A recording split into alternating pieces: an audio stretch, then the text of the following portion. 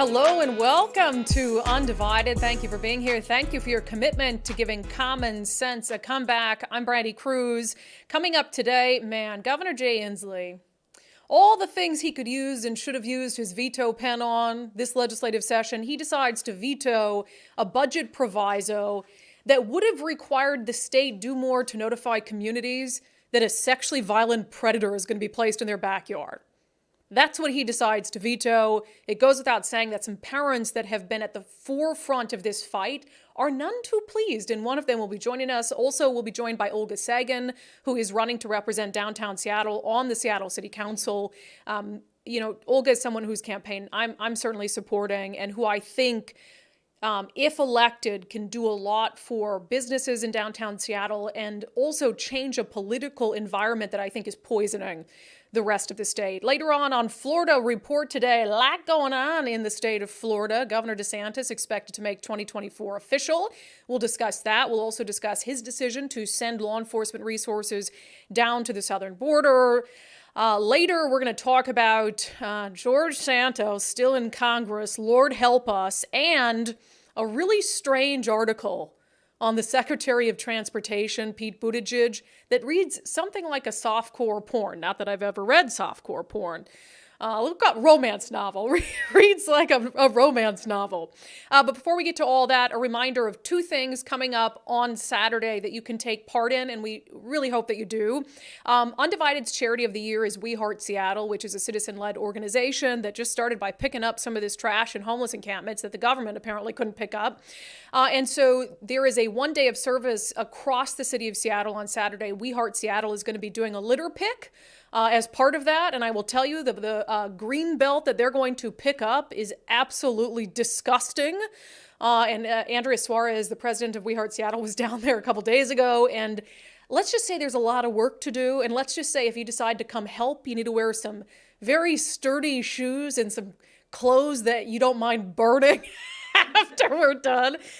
If you are a subscriber on Patreon or Locals, I already put out a post for you guys with details on how you can register, and you do need to register ahead of time. It starts at 10 a.m. on Saturday. If you're not a subscriber, but you'd like to join our group, you can do so by visiting undividedpod.com. That's undividedpod.com, and there you can find out how to become a subscriber to support the show on Patreon or Locals. Event number 2, I want to remind you about, and this is a really great one, near and dear to Nicole and I's heart. Dory Monson, our late friend Dory Monson, was a big fan of betting on the ponies, and Emerald Downs is doing something really nice for him this weekend. They're hosting the Dory Monson Memorial Purse. It's going to be a race in honor of our friend Dory. We're going to be there. I know Dory's family is going to be there, and I'm hoping that if Dory was someone who's important to you, that you'll come out for a day at the races, and racing's going to start at 2 p.m. You just buy your tickets at the door. Please say hello to us if you see us. But the Dory Monson Memorial Purse, this will be really fun. I really look forward to channeling my inner Dory Monson and picking a winner. Nicole, are you going to be betting? Well, I'm going to give it a try. Okay. I might need some advice. I'm not real skilled at this. And we only went one day. We were supposed to go a couple times with them, and it just never worked out. But I gotta get some advice. So, well, if you lose all your money, anybody has advice, I'm not moving up payday for you. Okay. So I'm not going to give you a payday loan. So anyway, I really hope you guys can make it to one or both really of those events. It'll be super fun. So, and we're going to get fancied up right in between them. I know. We will take a shower between picking up used needles and going to the horse races. Are you going to go hat? Are you wearing a hat? I always have to wear a hat. I'm so pale. I think it's going to be nice this weekend. At least I hope it's going to be nice. Okay, well, we look forward to that. Say hi to Nicole and I if you see us, and we look forward to getting together to clean up some garbage and other stuff that hopefully isn't covered in gross stuff that I can't get off. All right. A little sip of my espresso for this next one, because I got to say, I try not to get triggered. I get triggered not over silly things, but over serious things. And I am full-blown triggered over this today. So we have talked a lot on the show about this fight in communities like Tenino and Enumclaw, Washington, to push back against what's called SVP, sexually violent predators, from being placed in less restrictive facilities in their communities. So Washington is an interesting state when it comes to sex offenders. So you've got your, I guess for lack of a better phrase, I'll call it a run-of-the-mill sex offender. who, gets convicted, serves their time, gets released into the community, and then you can look them up on some database online and see, hey, are there any sex offenders in my neighborhood? Then there are the worst of the worst of the worst. And they're called sexually violent predators, and they're so bad that the state deems them irredeemable, and they're placed on an island away from the rest of us. There's a reason for that. It's because of all the sex offenders out there who are all bad. They are the worst and the most incapable, according to a court of law, in not reoffending.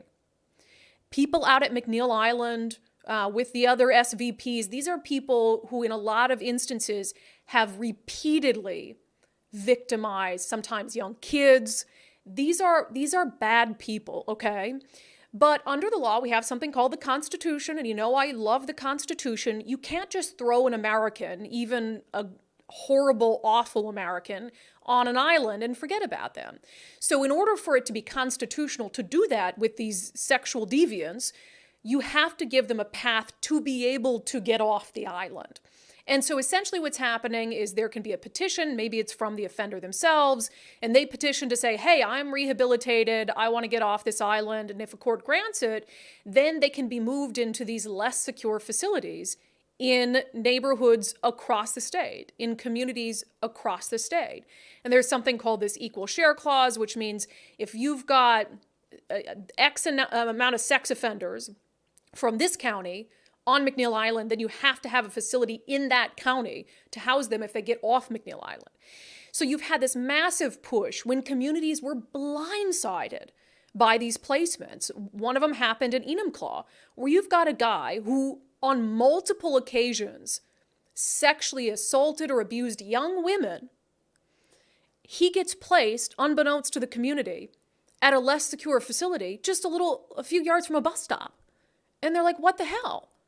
And they fought, but this guy's still there. And then Tenino succeeded in stopping the placement of SVPs in a house out on the outskirts of Tenino.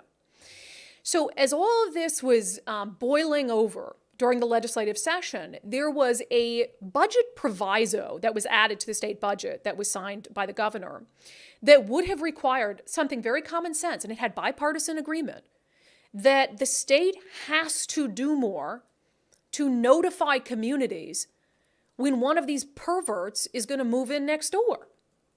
There's nothing controversial about that. These are the worst of the worst of the worst sex offenders. They were so bad they had to be put on an island. Yeah, if the state's going to let them come off the island into your backyard, yeah, the state should probably take just a modest amount of effort to notify you about it, to make sure that you can protect your kids, that you know who this guy is. Governor Jay Inslee, I kid you not, just yesterday, vetoed that budget proviso requiring that DSHS do more to notify communities of these placements. And the reason, his rationale for vetoing it, if it could make it worse, it actually makes it worse. The governor wrote that the provisos in question are, quote, administratively burdensome to the Department of Social and Health Services.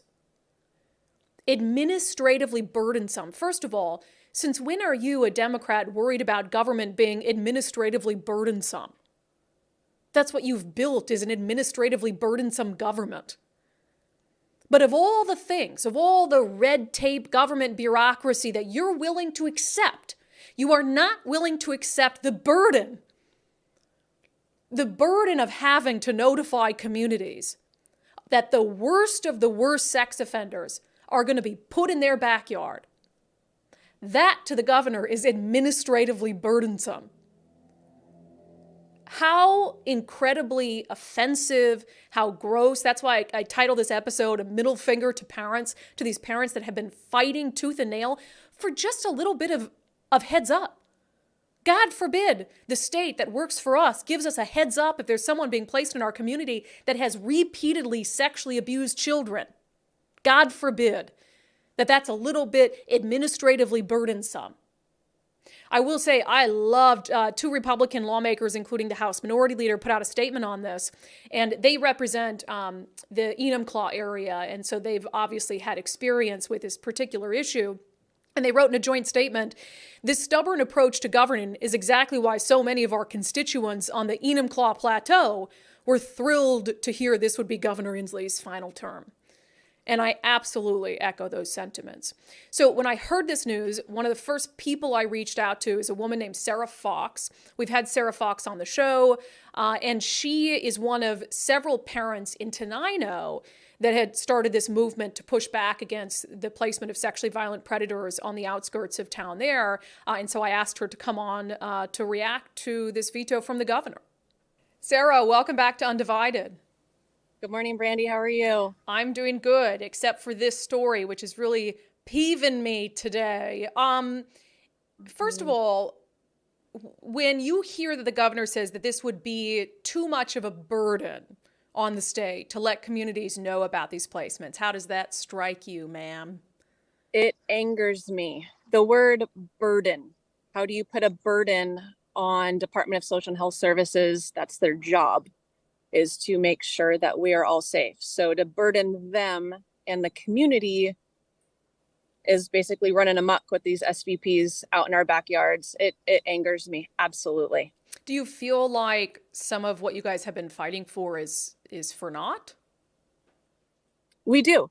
However, we're not going to give up. This just shows that the community has to watch for each other's backs and that our governor does not care about public safety. He's more concerned about criminals' rights. He's more concerned about meeting the needs of the criminal, the sexually violent predators, more than the taxpayers themselves. And that's disheartening. And I got to be honest with you, Brandi, he is going to be leaving this state a mess. So I'm glad this is his last term because we're in a big hole. Yeah, and it's not just about not respecting or caring about public safety. You know, if you're in the school of thought, which I know some people are, that, hey, these guys have to go somewhere, apparently, to just say that community members don't also have a right just to know, you know, just to be informed, just to not be cut out of the loop.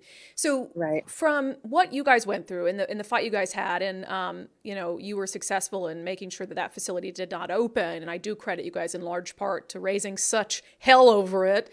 What would your advice be for parents in other communities across the state about how, absent notification from the state, they can be aware of these things happening? I think my advice is to stay strong as a community and don't give up. I mean, we're dealing with large agencies, we're dealing with the governor, we're dealing with the Attorney General's office, we're dealing with the court systems. And although criminals do have a right to go somewhere after they serve their sentence, we have a right to know if these sexually violent predators are our neighbors. And so my advice is to people is communicate with each other, talk with each other, and ask questions. Do your own research. Before you know it, it's like Enumclaw. They already have a sexually violent predator established in their backyards right next to a school bus stop. So you have to advocate for yourself and you have to stay strong as a community, because this bipartisan bill that got vetoed, you know, everyone was trying to do their part, and the good old Inslee on his throne just poo-pooed it. And I have no idea why, because if he talks about safety concerns with Washingtonians, what a hypocrite. This makes zero sense to me. Yeah. So my advice to everybody is watch each other's backs. Yeah. And finally, where are you guys taking your fight and your movement? Because you built this real coalition of parents that, you know, found their voice, wanted to speak up, wanted to keep their kids safe. So what is ahead for you guys? We kind of partnered up with the folks in Enumclaw. You know, we attended their meeting a couple of months ago and giving them facts and information and different avenues that they can go down. You know, go down and look at the Odyssey system down at the courthouse, pull those records of the individuals that's being released, see their conditions of the release, and be vigilant. Pass out flyers. We basically going back to the community. You know, we talk to the people to Enumclaw. We give them tips and tricks, if you will, on what they should do. Talk to everybody in the police department, county commissioners. Everybody needs to be hands on decks with this. We can't change the law, but we can fight. We can still fight. I love it. Well, Sarah, I'm glad you're still fighting. Sorry that the Thank governor has, no regard for the people that he serves, but I'm glad you're still a you. voice on this. So thanks for joining us. You're welcome, Brandi. Thanks again. Yeah, and Sarah and the other parents who've been involved down there are just absolutely great. And I mean, I just feel for them. It's like, they couldn't get a bill through, a bipartisan bill that would have sought to not only halt the placement and removal of these sexually violent predators from McNeil Island and their placement in the communities, but it also would have required increased transparency for communities. There was bipartisan support for those proposals, but they didn't get across the finish line. And then you have a little bit of a longer period of time during the legislative session to sneak things in the budget.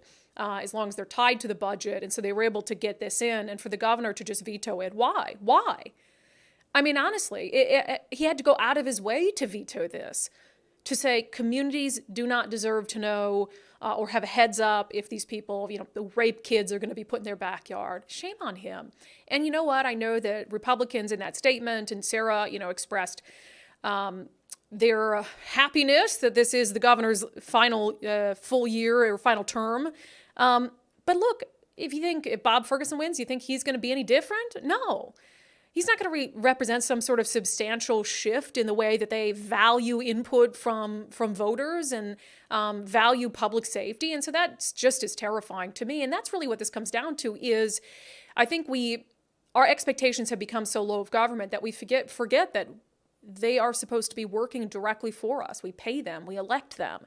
And so for Governor Inslee to take this active step to say, you don't get to know what's happening, something so serious, absolutely shameful, absolutely shameful. Okay, let's move to the city of Seattle now. We talked about earlier this week, Olga Sagan, the owner of Pierogi, announced her bid to run for District 7, the council seat that represents the downtown area. And look, I'm glad, and I've been clear, I donated to her campaign. I think that she would be a great addition because of what she's gone through as a business owner. We've covered that extensively, just how horrible things were outside her location on 3rd Avenue. I mean, absolutely despicable. And people using the front of her business as a drug shelf. And so she has gone through all of this in this whirlwind of the pandemic, and then, coming back from the pandemic to that, and then trying to get a hold of city leaders to no avail to help. And so Olga was nice enough to join us a few days after launching her campaign to talk about the message that she is going to try to get across to not only residents downtown, but to business owners like herself. Olga, welcome back to Undivided. Thank you so much for having me back. And I'll just, in full transparency, I've been very clear that I am in full support of your campaign. I let people know I donated to it. Of course, we still have to ask the hard questions, and so we'll still stay true to that obligation. You've been toying with this for a while. Can you explain what kind of made you make that final decision to say, let's get into it? So I think it was your show, right? When I kind of okay, I really am contemplating to do this. Was it a couple months ago? Yeah. And it was a hard decision. It was, I think there's a fancy word for it, and I don't remember right now, when you're not sure in yourself. And God, I don't remember that word right now. English leaves me, first thing leaves me is my English. So it's not sure in me, in myself, in me being Russian, in me being an immigrant, in, can I do it? Can my family support it? Can my girls support it? It's just all these insecurities, pretty much. And, I need to learn a lot. And I'm a good learner. I learn a lot really fast, but I'm realizing how much I need to learn right now. Because if I can speak from business perspective really well, because it's in my heart and I can feel it. So how do I get to the same level on all other issues that people care about? So that's kind of was the biggest part for me in there. But, I decided that I'm going to throw my hat in and I'm just going to hit the ground running. I hope I can learn right now a lot between all the fundraisers and all the other events. This is all new to me. So it's been interesting. Yeah, I mean, the campaign stuff that can come, it's the actual issues. And, as someone, we've highlighted your story a lot, who's tried to operate a business in the heart of the city and had some real challenges with it. For you, as you head into this campaign, as you meet with people, as you speak with voters, what are the primary issues that your campaign is going to be about? So the primary issue is going to be the issues of people in my district. So I really have to, I learned basically last 2 weeks that, Seattle and district are two different things. Well, I knew Seattle district, but these issues in my district is the only issue that I really need to represent and really focus on, because people in my district are the people who are representing me. So I really have to step back and understand, okay, what is my district? The good thing is my district is a lot of businesses, and I know business. I maybe not the best. I still have always a lot more to learn. I have to always learn more, but I know the basics. I can feel it. I can understand it. So I got that covered. Let's go to next, safety. Let me start learning about safety, but safety from the policy perspective, right? Because that's a whole new thing for me. So I'm learning now about safety right now and We Care team, and what does We Care team does, and what's their budget? Are they successful? Is it a good pilot program? Is it something that City of Seattle can adopt? Is it something I can vote for and support, or something that we need to revisit and look at? So I think safety and bringing businesses back, because what I feel is that businesses are people. And from my experience in Seattle, we have one of the best. Everyone has bad players. Every single industry has bad players. But in Seattle, overall, we have one of the most incredible business owners I have ever seen, who care about their employees, who pay good wages, who care about their community, who cares about art, and a lot of other things. So we really have to change the narrative that we don't have Walmart headquarters in Seattle. We have Piroshki in Seattle. Yeah. We have many businesses. I'm not supposed to, I think, say it, but you all know all those amazing businesses who give money back to the community, who support community. That's the businesses we're talking about. We're not talking about Walmarts of the country. So really understanding that we are people, we're good business owners, and we are part of it. And how can we make it better? And we are part of 60% of Seattle revenue. So when you get rid of businesses, who is going to pay that 60%? It's going to go back to the residents. Where are we going to get money from? So I need to understand this whole ecosystem of problems, and from different perspectives, not just business owner. Can I share? I read some book that inspired me so much. Yeah. It's actually part of my inspiration. It's called Local Politics Matter. If you ever have a chance, and I've been very bad civically engaged before, and I admit it, and I'm changing things right now, and I'm learning, and I'm going to do better. And that book, it showed me that I need to do better. It's called Local Politics Matter. Please read that if you have a chance. Open my eyes that I'm not a business owner. I'm a human in downtown Seattle. I'm a resident in downtown Seattle. I am a business owner on top of being all those other things in downtown Seattle. Well, I'm always up for a good book recommendation, so I'll put that on my list. You mentioned Seattle has a lot of business owners, and I have spent some time since you announced your candidacy officially on Mother's Day, talking to some folks who are connected in the business community. And I think conventional wisdom would say, oh, small business owner running, the business community would support them. But what I've heard is that there is some fear, some hesitancy from the business community to go against Andrew Lewis. Have you heard that? I will not entertain the rumors that I heard, especially now on your radio here, especially in the position that I'm in. All I know is that Lewis's policies are for flourishing cities and not going back to basics. You should read an article today in Seattle Times. It's a great article about Lewis's stance and my stance. It really showcases what Lewis's strong suits are, which is environment, which is some other things that is a little bit hard to really make a difference in District 7 when you're focused on environment as much as you need to focus on environment. And then you can read a little bit about my background and my politics. So I'm not going to entertain what other business owners are saying or feeling. I'm just going to show them what I can and cannot do, and I will have them decide and make decisions for themselves what they want to see. Can you talk more about that? I think that's an interesting statement, that his policies are better suited for a city that's flourishing versus your idea is better suited for a city that's struggling. How so? I think it comes from my immigration and how the way I did business and the way I kind of grew up is I will never hire someone to do dishes without knowing how it is to do dishes. I will never hire someone to do something. I will have to learn to understand and feel what does it take to do dishes? What does it take to cashier? What does it take to be an immigrant? What does it take to be a business owner? I can feel it. I can feel outside when I come out how strange it is outside and how scary it is outside. I can feel this my teenage daughter who is scared what is going on. He just cannot relate to it, not because he is, not because he just doesn't have that experience. He's an attorney, so he cannot have experience of an immigrant business owner who's doing dishes naturally. And it's not his fault by any means. It's his just environment that he grew up in is not the environment that Seattle needs now. And we now need to go back to doing dishes and cleaning things up and creating better lighting and kind of going back to basics, in my opinion. Yeah, Andrew Lewis, though, has spent, and this is the reason why, one of the reasons why your campaign is the first campaign I ever donated to, because I see someone like Andrew Lewis who has flip-flopped on his positions so much, particularly on public safety, campaigned on wanting to hire more police officers, turned around, supported the defund movement. And for the last year, he's been trying to rehabilitate that image, publishing op-eds in the Seattle Times, acting as if he's always known and always cared about the public safety crisis when history just does not say that. So I guess, how do you combat Andrew Lewis's efforts over the past year to kind of rewrite history and make people forget about what he's contributed to in terms of the decline of public safety? How do you combat that rewriting of history?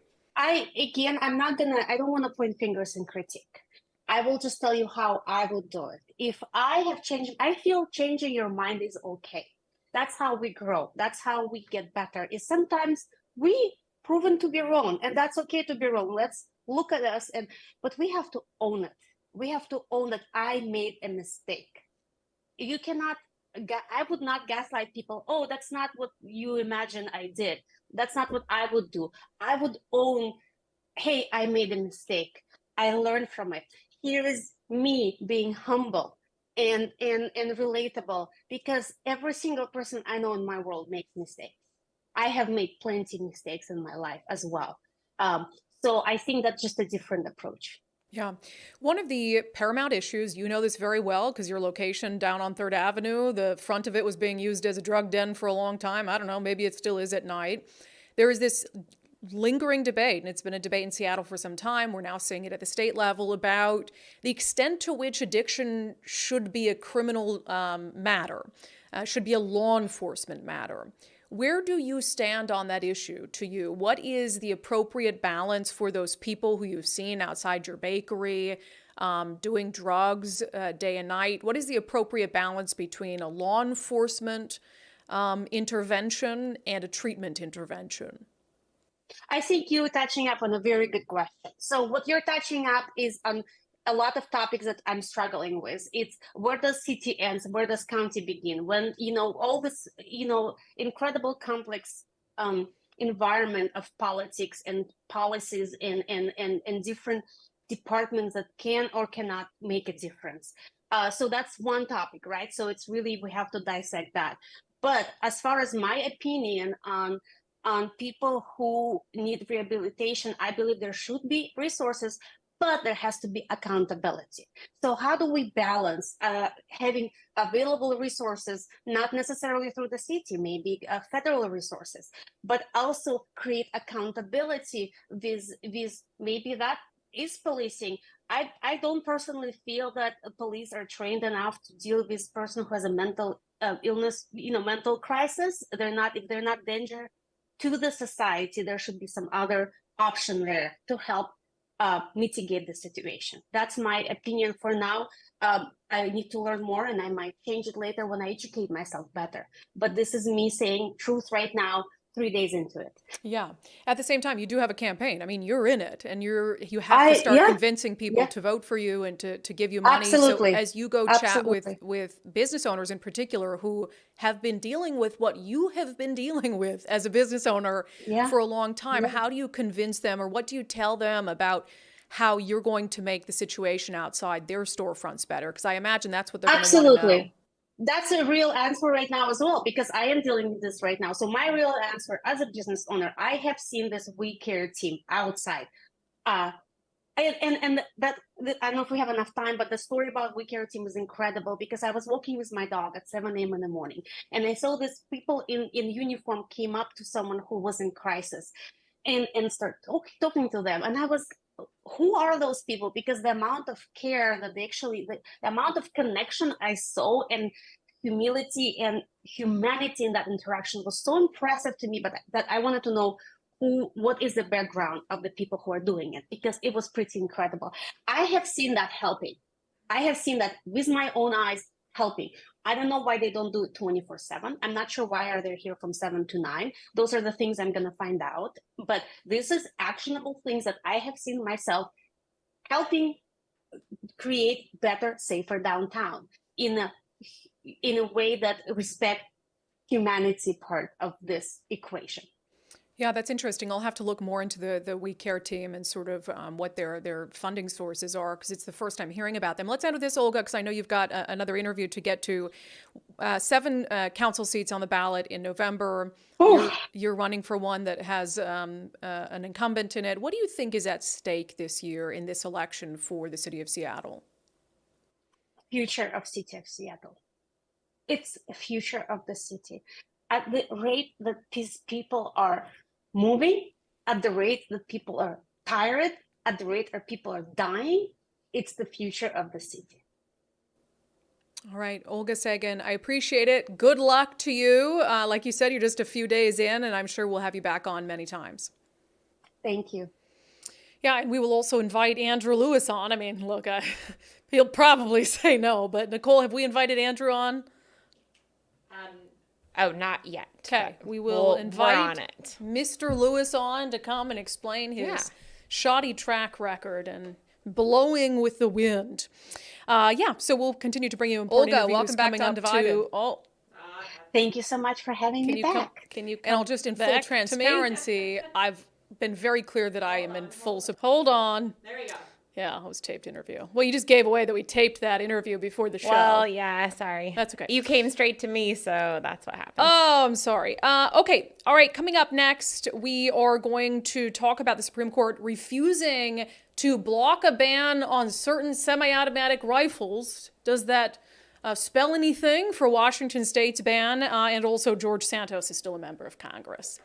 And he shouldn't be. But first, I've been encouraging you guys to take the First Mark Challenge with First Mark Insurance. Mike and I did it. We're now members of the First Mark family. And it's a really good process. And really, there's no downside. The only thing it costs you is a little bit of time to go to firstmarkinsurance.com, click on the First Mark Challenge. And they'll go over all your existing policies, whether you're paying too much for things you don't need or whether you aren't covered in the way that you need to be to protect what you have. Here's Dave Taylor, the CEO of First Mark. We believe and we say that we will help 100% of the people that we work with. Okay. Now that doesn't mean necessarily that 100% of the people we work with are going to become First Mark clients, but we believe that we will actually help 100% of the people, whether that be stay with your current carrier, but let's modify your coverage a bit so you're better protected, or ultimately, hopefully come over to First Mark. We're going to put you with a different company and give you better coverage, right? So the challenge is really challenging individuals to give us an opportunity to prove that to them. That's really what the First Mark Challenge is. Yeah, and Mike and I did the First Mark Challenge, had a couple meetings with them, and then they showed us that we were really undercovered. And we kind of knew that going in, especially with the house. And so we were able to get much better insurance at about the same price. So it was a no-brainer for us after we went through the process. The only thing that could happen if you do the First Mark Challenge, like the worst case scenario, is you walk away and you don't change your insurance and you just stay with what you have, and they'll let you know if that's the best thing for you. So check out firstmarkinsurance.com, firstmarkinsurance.com. Take the First Mark Challenge and maybe you too will become a member of the First Mark family. Okay, before Unbelievable, really quickly, I just want to get to this because it's relevant to something happening in Washington State. As you know, our state joined several others in banning certain semi-automatic rifles. They call them assault weapons, weapons of war. Well, the Supreme Court, so Illinois had passed a similar ban on those types of firearms, and the U.S. Supreme Court decided not to block that the implementation of that law in Illinois while it works its way through the courts, which I thought was very interesting. I mean, you definitely have a conservative court that has shown that it is certainly on the side of the Second Amendment. This is the article from the Associated Press. Supreme Court lets Illinois keep ban on sale of some semi-automatic guns for now. And there's not really an explanation for why they decided not to grant the emergency injunction. There weren't any justices that released any sort of public dissent on it, so it's sort of hard to know exactly where they're coming from on this. And we'll see, again, Washington State resulted in several immediate lawsuits when the governor signed a similar ban into law here. And so that is going to work its way through the courts. And I know there's some hope that, maybe they can have some sort of emergency injunction, because it is difficult for firearms dealers to figure out, and it's also difficult from an implementation perspective when you have a law that is going to be subject to constitutional challenges. But you're like, I don't care, I'm going to put an emergency clause on it anyway, so it goes into effect right away. And then it could be halted a few months down the road. It could be completely overturned a year down the road. And so you're really putting, maybe this is the point, putting firearms dealers in this weird situation where they're like, what do we do with the inventory we have in the meantime? So anyway, I just wanted to update you on what happened with the Illinois ban and the fact that the U.S. Supreme Court said, no, it can go into place while it works its way through the courts. Certainly not what Second Amendment folks wanted to see happen there in Illinois, but worthy of discussing. Okay, let's get to our segment on Believable.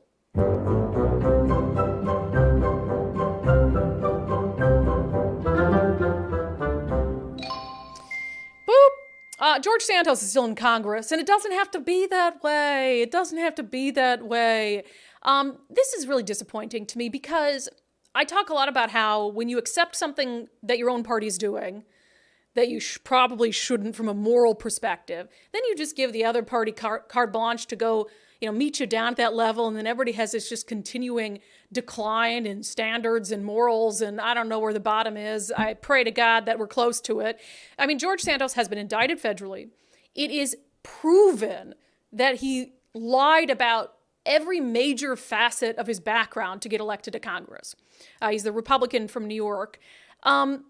And there was an opportunity, so there was an effort from Democrats to say, hey, let's hold a vote to expel him from Congress. And Republicans were sort of faced with a choice. They could either say, okay, let's allow that resolution to come forth, let's vote on it. They could just table it because they're in control of the House, right? They could just table it, say we're not doing anything with that. Or they could vote to send it to ethics, and that's what they have decided to do. Here's the article from the Associated Press. Effort to expel Santos falters as Republicans vote to send a measure to Ethics Committee, which I just think is the coward's way out. In fact, I'll play this clip from Manu Raju with CNN. He talked to two other Republican members of Congress from New York who they say, I want Santos gone, but they ended up siding with their party to send this to ethics rather than take a vote on the resolution.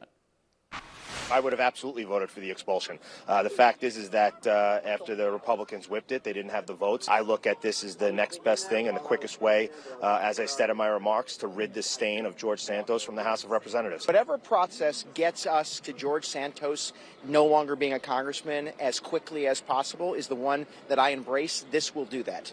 Yeah, I'm sorry, but voting to expel him would be the quickest way to make sure, well, actually, George Santos resigning would be the quickest way to make sure that he's not a member of Congress. But allowing that resolution to come to the floor for a vote would be a pretty quick and efficient way as well. But there's apparently what happened behind the scenes.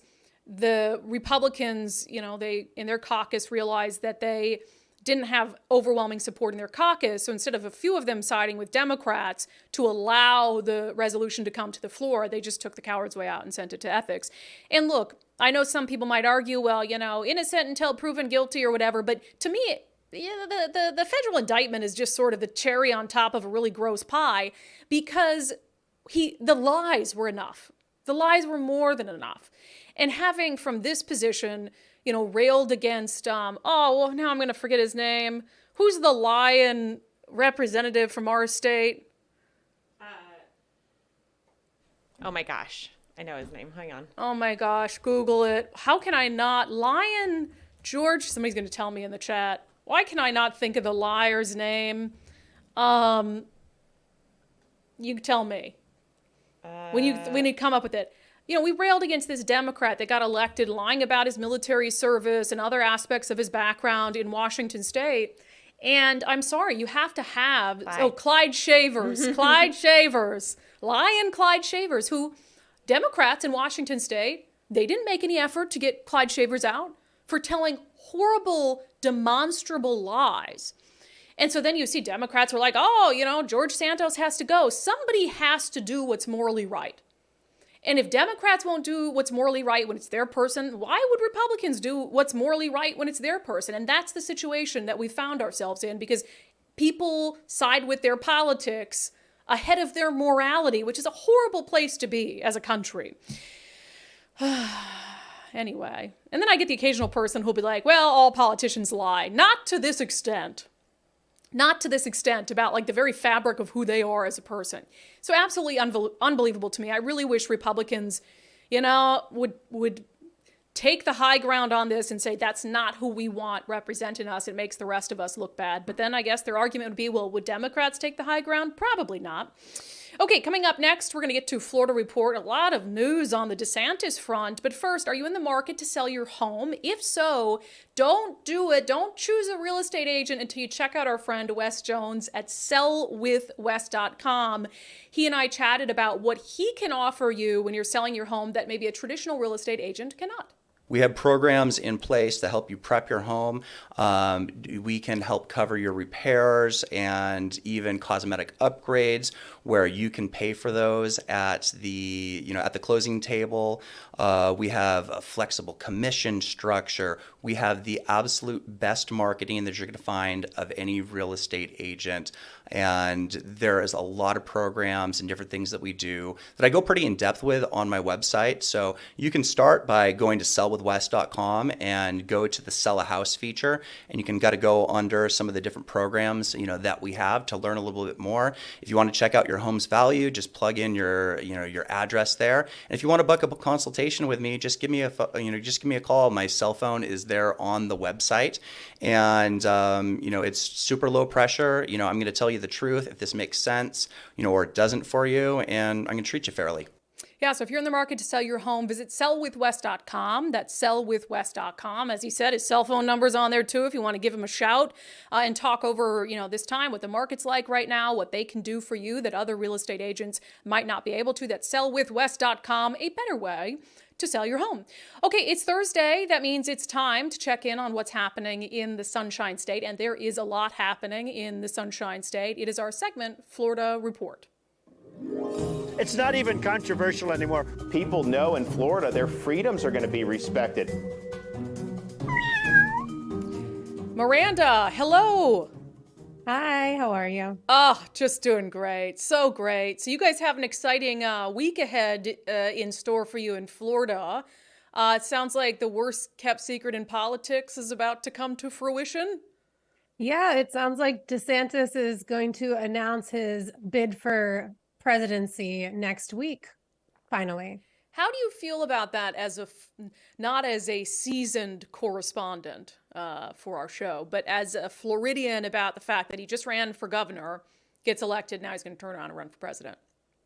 I feel like in this, where we're at right now, I'm glad that he's going to, because he's actually going to give kind of Trump a little run for his money. And without him, I just don't feel like there's anybody that's going to be able to contend with Trump. And so I, as a Floridian and an American, am looking forward to like a pretty decent presidential race when it comes to the Republicans.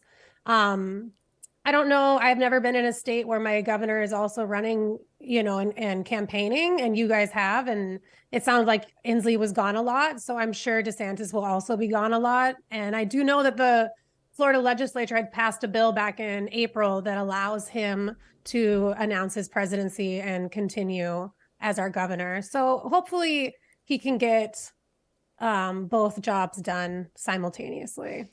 Yeah, and when you say our governor ran for president, I don't know if I would. I don't know if I would go that far. He tried very hard to run, but I think DeSantis will automatically have a much better campaign than Jay Inslee did. Yeah. On the presidential run thing, though, I'm sure you saw it. The mayor of Miami, who we've talked about a lot, Francis Suarez, did this article in Politico, and they were talking about he's mulling a presidential bid. And then he pinned the article to his Twitter account as his top tweet, which makes me think like he's definitely going to do it. I kind of feel like, and maybe this is a better kept secret that I'm just kind of assuming, is a presidential team up. You know what I mean? That might be something that, because he didn't ever kind of directly speculate towards running for president, you know? Oh, so I'm has. thinking that maybe we might find out a little bit more about his intentions with doing that after DeSantis announces Well, his run. Some people run for presidency so they'll be considered on a vice presidential ticket. And so certainly, but he has, talked about the possibility of running for president. Now, whether that's like a means to an end or whether he wants to boost his name recognition across the state so he can maybe be the next governor of Florida, I think that's potential too.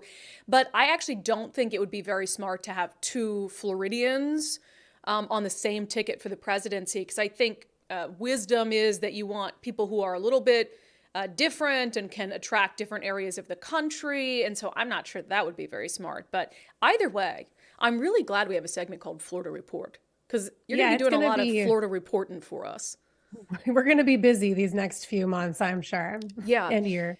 Now, although I agree with you that any challenge to Trump would be good, I'd rather have DeSantis than Trump. There are some things going on with DeSantis and some other red states that we've talked about before. I don't agree with. I mean, so we went through our whole, let kids do whatever they want without the consent of their parents when it comes to gender care. And Florida's been kind of the opposite. So talk about the bill that DeSantis signed that has to do with transgender care for kids. So SB 254 is basically like the kind of the opposite of what it was yours, 5599. Yeah. Was that the number? Yeah. Yes. So what this bill does, they're like, people who are against this bill say it's like the state can now legally kidnap your children, which it's funny because it's for the exact opposite reason that your state can now legally kidnap your children. So we're just all living in an alternate reality. But basically, Florida judges or Florida courts can receive temporary emergency jurisdiction over kids if they are facing potential like threats or harm towards them because of wanting gender reassignment surgery, because parents maybe are forcing it on them, or because parents both can't agree with something. So there's like a custody dispute about it. I'm assuming that that's where people consider the state's ability to kidnap your kid is in that section right there. It's fascinating. Then there's also a section that talks about where parents can apply for a warrant to receive physical custody of a child if the two parents don't agree and that child has a more permanent resident within Florida. So like the state can intervene and help one parent maintain rights and custody over their kid if the other parent wants them to get gender reassignment surgery. So it's completely the opposite of what you guys kind of have going on. But to me, it's 2 pages out of the same book.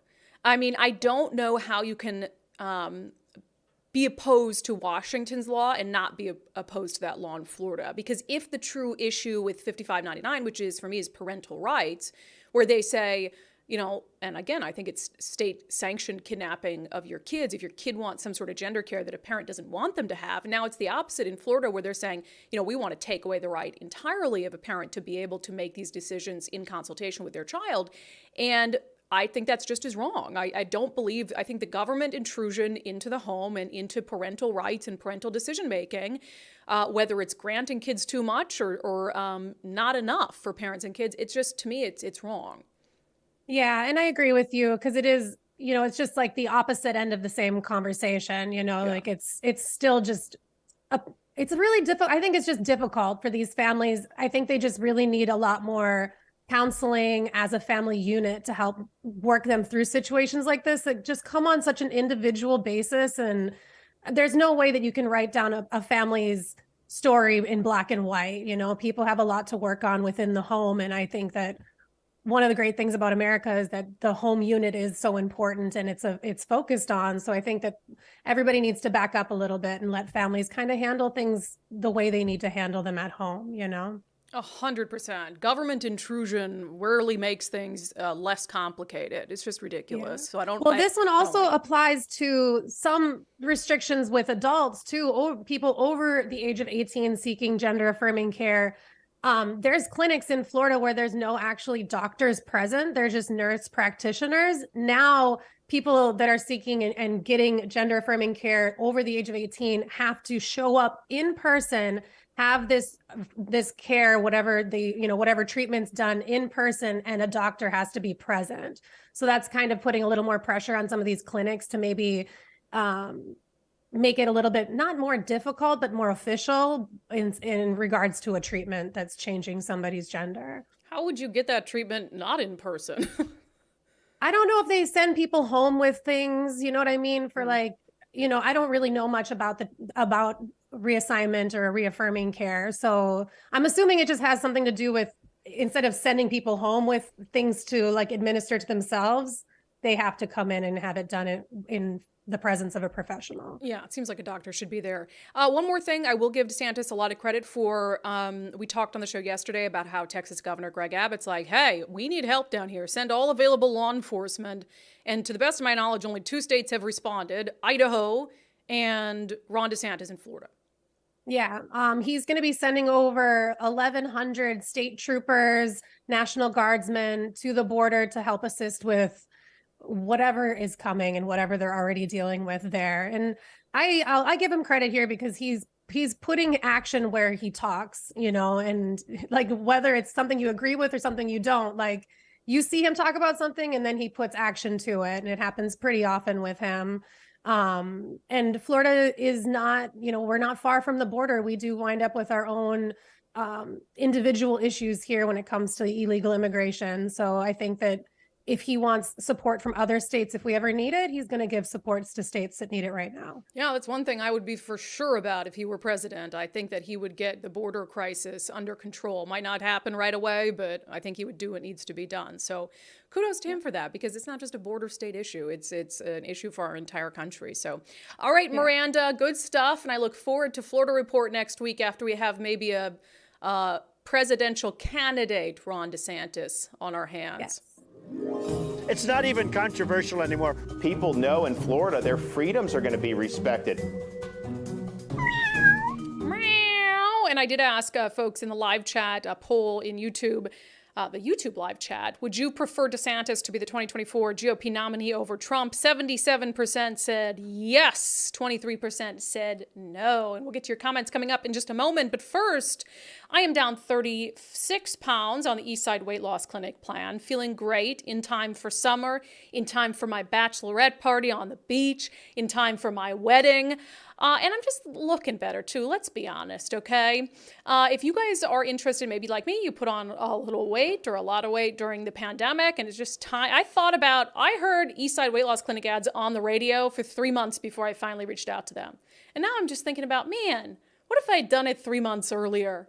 I could have just been feeling better way before I actually did. So I'm kind of bummed I waited so long, but I'm glad I did it. So if you have some extra weight that you'd like to cut and just get in shape, eastsideweightlossclinic.com. Visit eastsideweightlossclinic.com. It's really easy. Just click on the calendar to make a free 15-minute consultation appointment with Dr. Ryan Coogan. You can do it virtually. He can explain the program to you, and if it's right for you, you'll just be off and running in time for summer. So check it out and make sure to tell them that you heard about them on the Undivided podcast. Okay, let's get to your comments before we get to our closing sanity check for the day. On Governor Inslee vetoing improved notification of communities where a sexually violent predator is going to be housed, Matthew writes, Inslee vetoed that bill because those small communities tend to not vote for Inslee and Dems. But the thing is the way those sexually violent predator placements work is they are going to be in counties everywhere across the state. So it's going to impact blue, red, urban, rural, everyone. Rick says the government is administratively burdensome to the citizens, Jay. Just more excuses from our criminal-loving governor. And again, him using the excuse that, requiring DSHS to do that is administratively burdensome. First time I've ever heard the governor concerned about something being administratively burdensome.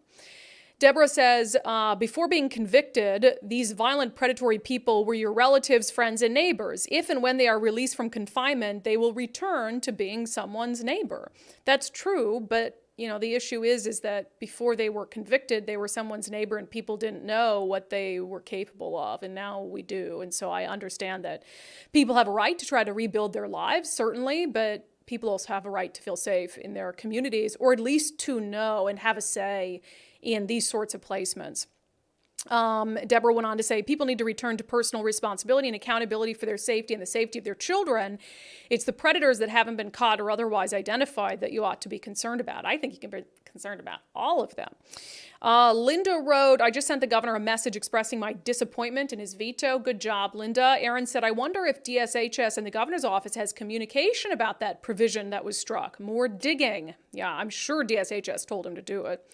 Mo writes, didn't they used to send out postcards when a sex offender moves into the neighborhood? I seem to remember this from several years ago. So in theory, even when they move in, there would still be the regular, they'd have to register as a sex offender.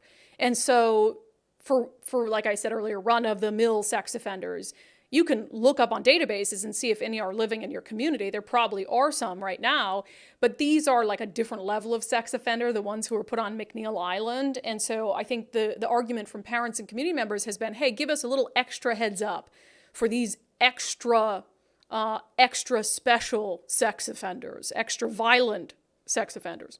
On George Santos still being a member of Congress, Matthew says the Santos issue is yet another example of why I say I'm an independent conservative, not a Republican.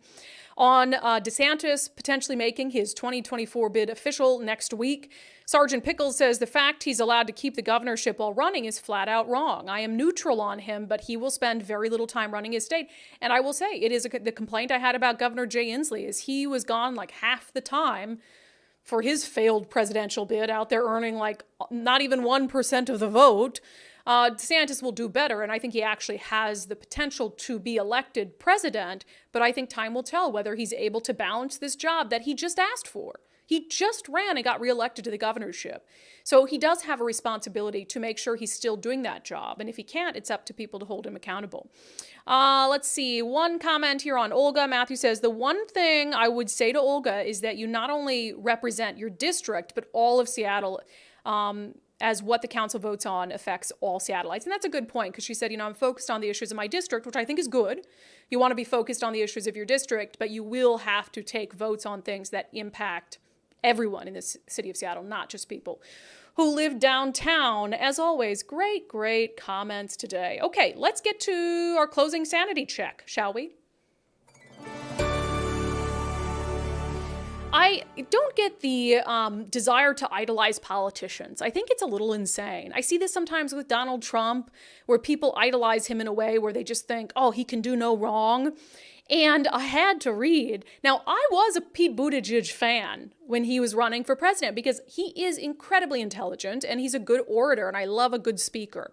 And so I thought he was interesting, from this kind of nobody mayor to trying to run for the presidency. Now, I think he's drank the Kool-Aid a little bit since being in the Biden administration, but there was this, not an expose, like a feature on him in Wired magazine. The headline is Pete Buttigieg loves God, beer, and his electric Mustang. And I will tell you, no politician, no person working in government should be written about in this way. And just in a second, I'm going to read a passage from this. But I think it is incredibly not just dangerous for regular citizens to idolize politicians, but it's certainly dangerous and destructive for the media to idolize politicians. This thing reads like a softcore porn, okay? I'm going to read a passage of it to prove that to you. Good music. This is perfect. Man, I got to get my softcore porn vibe. This is from the article, okay? Sure, the U.S. Secretary of Transportation has thoughts on building bridges, but infrastructure occupies just a sliver of his voluminous mind. As Secretary Buttigieg and I talked in his underfurnished corner office one afternoon in early spring, I slowly became aware that his cabinet job requires only a modest portion of his cognitive powers. Fortunately, he was willing to devote yet another apse in his cathedral mind to making his ideas about three mighty themes: neoliberalism, masculinity, and Christianity intelligible to me. Who writes like that? Who writes like that? It is like a softcore. Somebody that loves. It's a love letter to Pete Buttigieg. Okay, we can stop the Are you porn sure? I music. really like Yes. That's weird. It's insane to me. Again, it's one thing for regular citizens to put politicians up on a pedestal. It's another thing entirely for the media to do it. And you'll also notice the only politicians who get these glowing articles and these glowing features are Democrats, which I think further proves that the media really tends to favor Democrats. You would never see a glowing feature like this about Pete Buttigieg's voluminous mind, apse in his cathedral mind. You would never see that about a Republican ever. Now, I don't think it should be done for any politician, but at least if you're going to do it, make some sort of effort at pretending that you also are, I guess, in love with Republicans. Very, very strange to me. Absolutely insane. It's not a sane thing to idolize a politician. Okay, that's it for today's episode of Undivided. Thank you for being here. Thank you for your commitment to giving common sense a comeback. Don't forget about the 2 activities on Saturday. I hope to see you at one of them. We're going to be doing a litter cleanup, 10 a.m. Saturday. You can find information about that on our Patreon and Locals pages. And the Dory Monson Memorial Purse happening at Emerald Downs in Auburn, starting at 2 p.m. Race will probably be around 3, so I hope to see some of you there. If you have not become a subscriber already, please do so. Help support this mission and this movement to give common sense a comeback. You can sign up at undividedpod.com. Just click on Support the Show, and you can choose Patreon or Locals. There's really no difference between the two of them. In the meantime, on Sundays with subscribers this week, our exclusive show just for subscribers, I'll have an interview with one of the most progressive members of the state legislature in Washington, State Senator Joe Wynn, and we're going to have a fascinating conversation about race and racism. So if you want to catch that, sign up at undividedpod.com. I'll see subscribers on Sunday. I'll see the rest of you on Monday.